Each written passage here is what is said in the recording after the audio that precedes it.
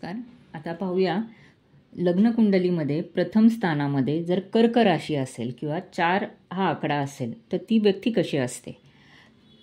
Basically कर्क राशी ही चंद्राच्या कंट्रोलमध्ये आहे किंवा आधिपत्याखाली आहे.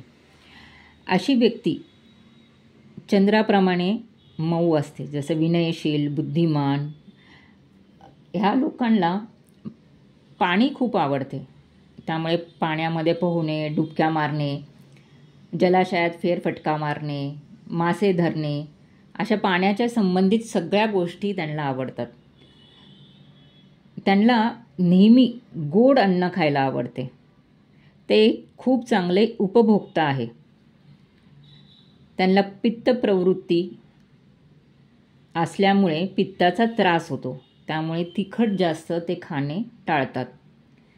त्यांचा अंतःकरण एकदम प्रेमळ असते. धर्मशील आहेत, हे क्षमाशील आहेत, प्रत्येक गोष्टीमध्ये रुची घेणारे आहेत.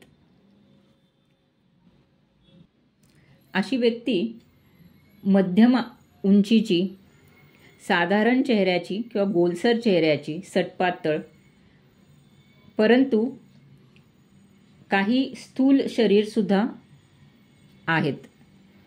तिरप्या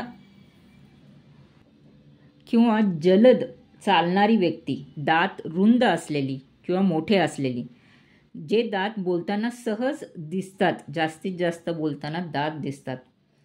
हातपाय मोठे असलेले, डोकेसुद्धा मोठे किंवा गोल, कपाळ भव्य, हनवटी मजबूत व पुढे आलेली, केस विपुल किंवा कमी, काळे, रुंद तोंड, मोठे डोळे, जे डोळे चमकदार आहेत, नेहमी आजूबाजूला पाहण्याची सवय असलेले,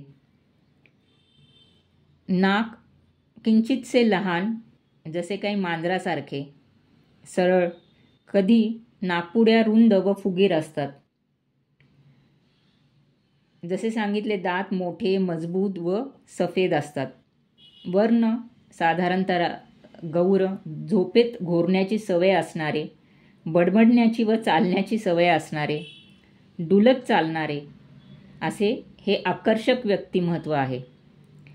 चंद्रप्रमाणे ही व्यक्ती अस्थिर, चंचल असते, भावनाप्रधान असते, कल्पनाशक्ती ह्यांची खूप असते, सहानुभूती तर असते, संवेदनशील खूप असतात. ह्यांना गृहजीवनाची खूप आवड असते, त्यामुळे घरामधल्या बारीक सारीक गोष्टींचे डिटेल्स ह्यांना माहीत असतात किंवा हे डिटेलिंग करत असतात. ह्यांना पाण्याची आवड असतेच व धार्मिक गोष्टींमध्ये किंवा समारंभांची जिथे गेट टुगेदर असतात, अशा गोष्टींची खूप आवड असते. हे खूप प्रेमळ लोक असतात, पण कधीकधी चिडचिड्या होतात. कधीकधी खूप बोलतात तर कधीकधी खूप कमी बोलतात. पण अशा कर्क लग्नाची लोक खूप लोकप्रिय असतात. समाज जीवनाची त्यांना आवड असते, सोशल राहणे त्यांना खूप आवडते.